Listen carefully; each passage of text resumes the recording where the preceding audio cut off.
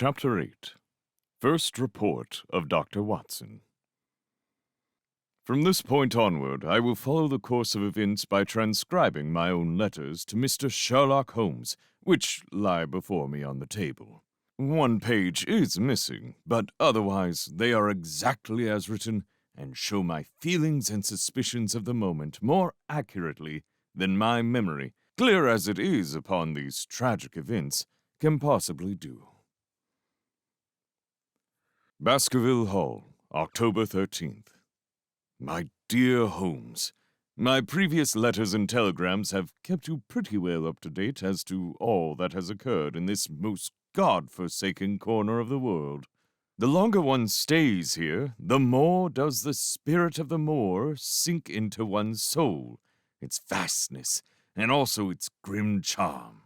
When you are once out upon its bosom, you have left all traces of modern England behind you. But, on the other hand, you are conscious everywhere of the homes and the work of the prehistoric people. On all sides of you as you walk are the houses of these forgotten folk, with their graves and the huge monoliths which are supposed to have marked their temples.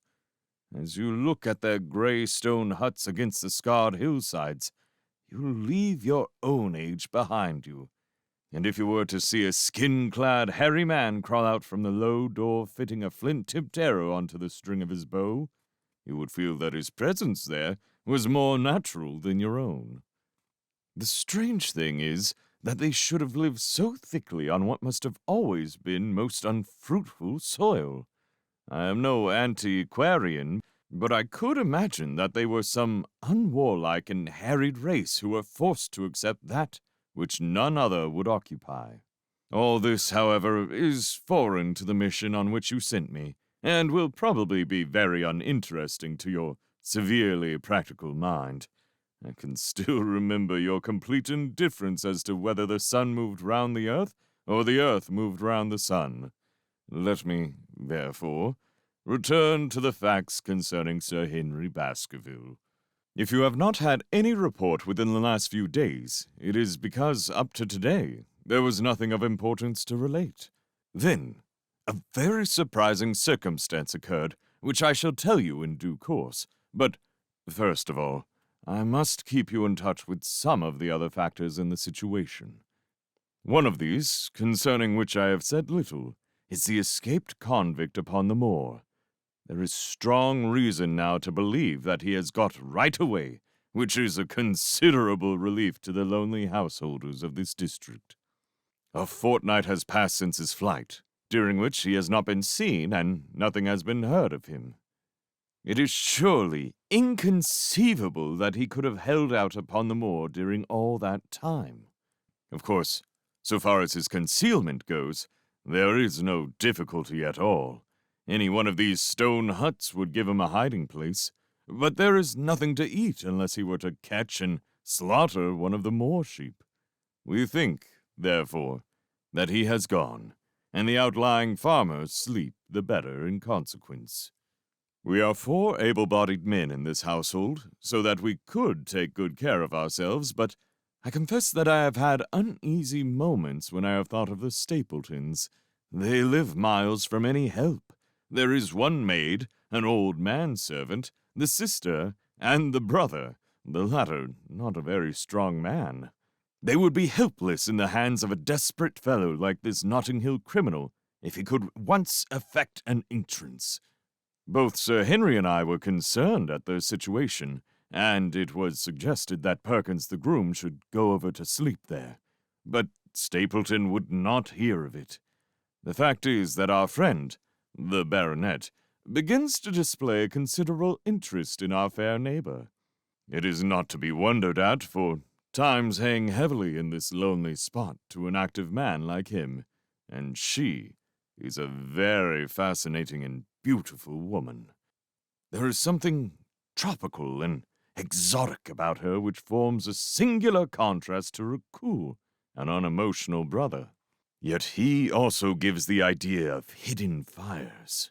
He has certainly a very marked influence over her, for I have seen her continually glance at him as she talked, as if seeking approbation for what she said. I trust that he is kind to her. There is a dry glitter in his eyes and a firm set of his thin lips, which goes with a positive and possibly a harsh nature. You would find him an interesting study.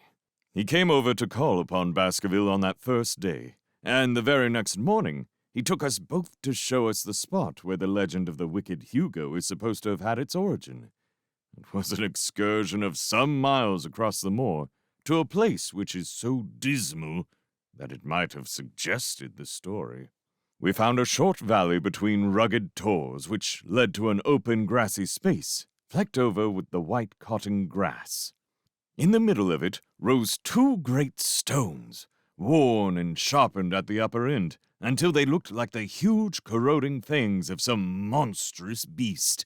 In every way, it corresponded with the scene of the old tragedy. Sir Henry was much interested, and asked Stapleton more than once whether he really did believe in the possibility of the interference of the supernatural in the affairs of men. He spoke lightly, but it was evident that he was very much in earnest. Stapleton was guarded in his replies, but it was easy to see that he said less than he might, and that he would not express his whole opinion out of consideration for the feelings of the baronet. He told us of similar cases, where families had suffered from some evil influence, and he left us with the impression that he shared the popular view upon the matter. On our way back, we stayed for lunch at Merripit House, and it was there that Sir Henry made the acquaintance of Miss Stapleton.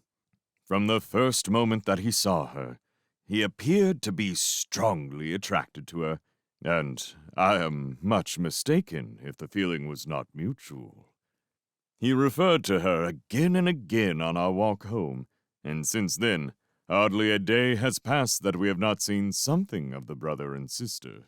They dine here tonight, and there is some talk of our going to them next week.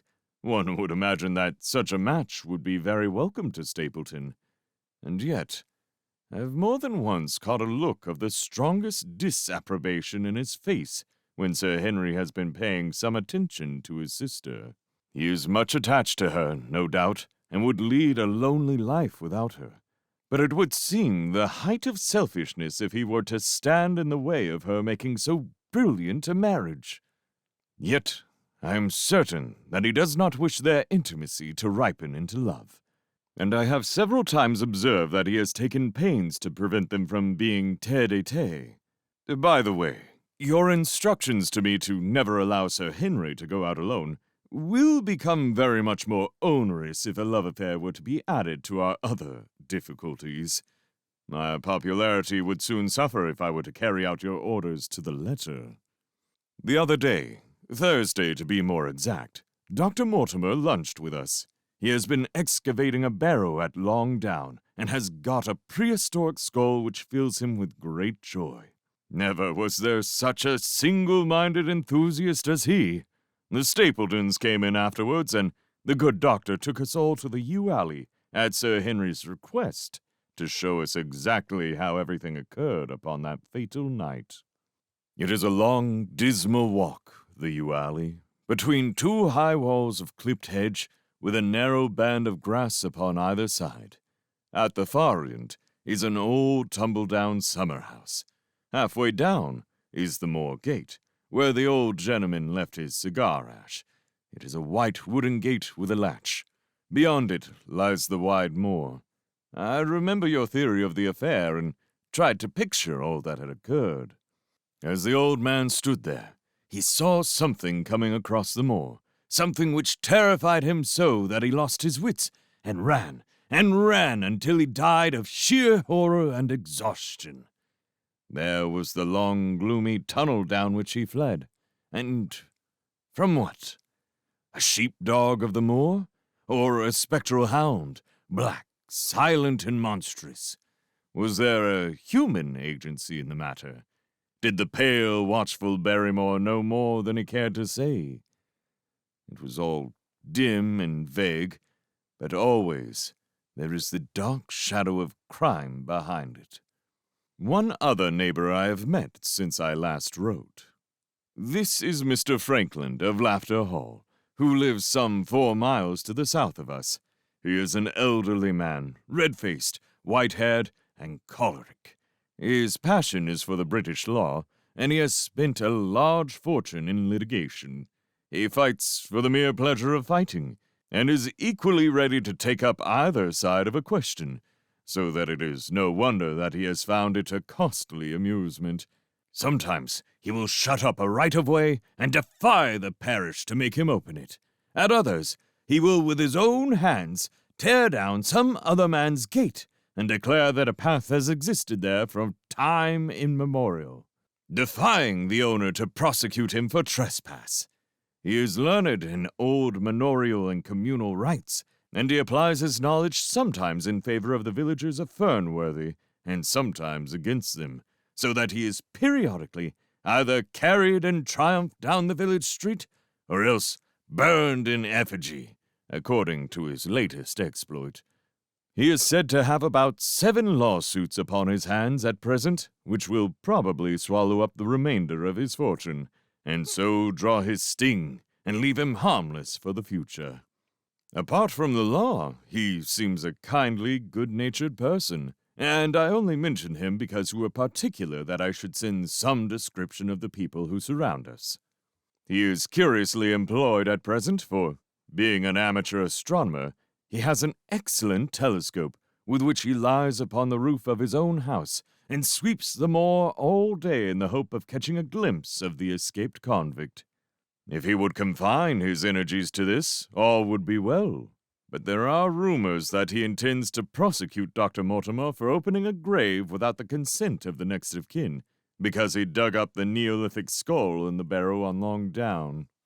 He helps to keep our lives from being monotonous, and gives a little comic relief where it is badly needed.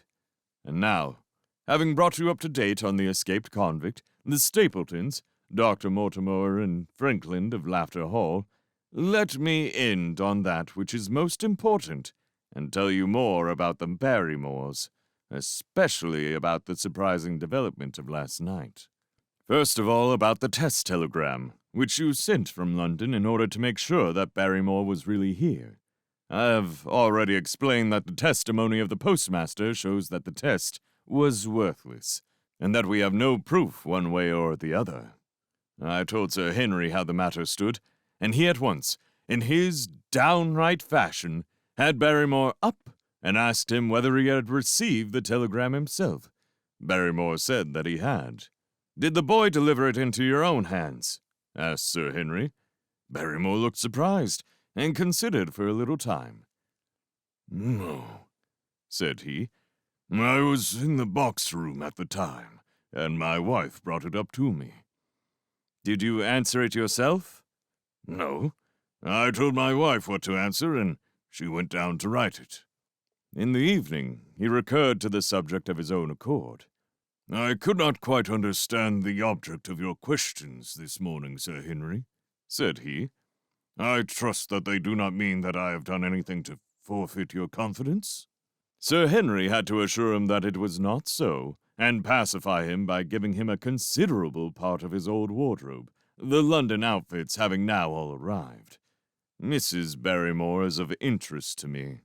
She is a heavy, solid person, very limited, intensely respectable, and inclined to be puritanical. You could hardly conceive a less emotional subject. Yet, I have told you how, on the first night here, I heard her sobbing bitterly, and since then I have more than once observed traces of tears upon her face. Some deep sorrow gnaws ever at her heart. Sometimes I wonder if she has a guilty memory which haunts her, and sometimes I suspect Barrymore of being a domestic tyrant. I have always felt that there was something singular and questionable in this man's character, but the adventure of last night brings all my suspicions to a head. And yet, it may seem a small matter in itself. You are aware that I am not a very sound sleeper, and since I have been on guard in this house, my slumbers have been lighter than ever. Last night, about 2 in the morning, I was aroused by a stealthy step passing my room. I rose, opened my door, and peeped out. A long black shadow was trailing down the corridor. It was thrown by a man who walked softly down the passage with a candle held in his hand. He was in shirt and trousers, with no covering to his feet. I could merely see the outline, but his height told me that it was Barrymore. He walked very slowly and circumspectly, and there was something indescribably guilty and furtive in his whole appearance. I have told you that the corridor is broken by the balcony which runs around the hall, but that it is resumed upon the farther side. I waited until he had passed out of sight, and then I followed him. When I came round the balcony, he had reached the end of the farther corridor, and I could see from the glimmer of light through an open door that he had entered one of the rooms. Now, all these rooms are unfurnished and unoccupied, so that his expedition became more mysterious than ever. The light shone steadily, as if he was standing motionless. I crept down the passage as noiselessly as I could, and peeped round the corner of the door. Barrymore was crouching at the window, with the candle held against the glass. His profile was half turned towards me, and his face seemed to be rigid with expectation as he stared out into the blackness of the moor. For some minutes he stood watching intently. Then he gave a deep groan, and with an impatient gesture he put out the light. Instantly I made my way back to my room, and very shortly came the stealthy steps, passing once more upon the return journey. Long afterwards, when I had fallen into a light sleep, I heard a key turn somewhere in a lock, but I could not tell whence the sound came. What it all means, I cannot guess, but there is some secret business going on in the House of Gloom, which sooner or later we shall get to the bottom of. I do not trouble you with my theories, for you have asked me to furnish you with only facts.